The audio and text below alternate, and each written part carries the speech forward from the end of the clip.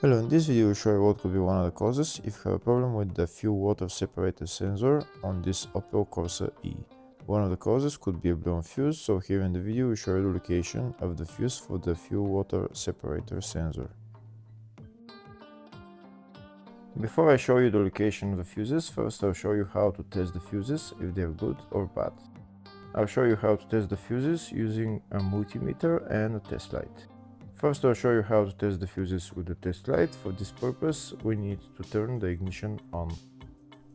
This is the test light that I'm using. We need to attach the cable of the test light to battery negative or somewhere on chassis ground.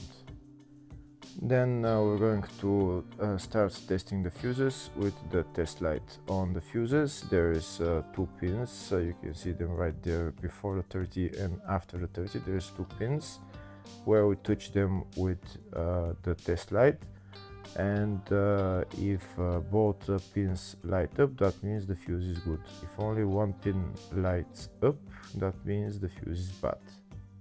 Sometimes none of the pins light up, that means that there is no power going to that fuse. Next I'll show you how to test the fuses with a multimeter. This is what the fuse looks like. You can see that contact in the middle that is connecting to the two pins.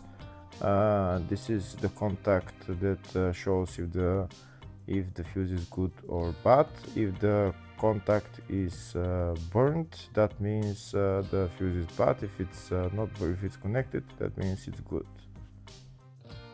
When we test the fuses, we should measure resistance with the multimeter. So when we turn the multimeter on, we should turn it to 20k ohms.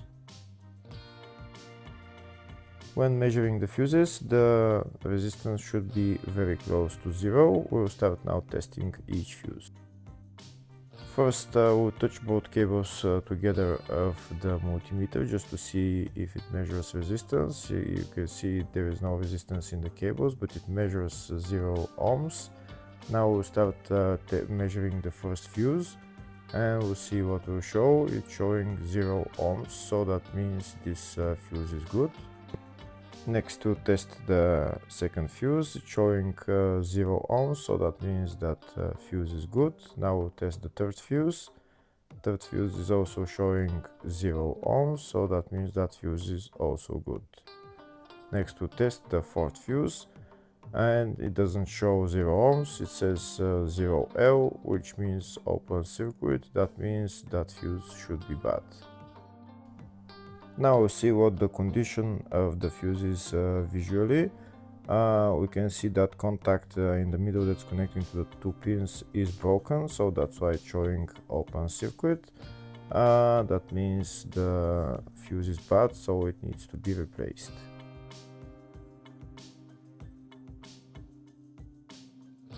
Next I'll show you the location for the fuse boxes on this Opel Corsa E. There is one main fuse box in the engine bay and one in the fascia. First I'll show you the location of the fuse box in the engine bay. It's located behind this plastic cover. That's the fuse box right there. There is also another fuse box, engine bay 2, which is on top of the battery, just on the left. And next I'll show you the location of the fuse box in the fascia. It's just behind this cover.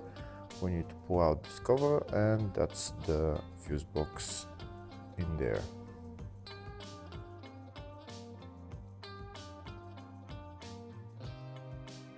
Next I'll show you a diagram of all the fuse boxes on this Opel Corsa E. There's two fuse boxes in the engine bay 1 and engine bay 2, and two in the fascia 1 and fascia 2 fuse boxes. Next to show you the location of the fuse for the fuel water separator sensor on this Opel Corsa E. The fuse is located in the engine bay fuse box, and the fuse is F17.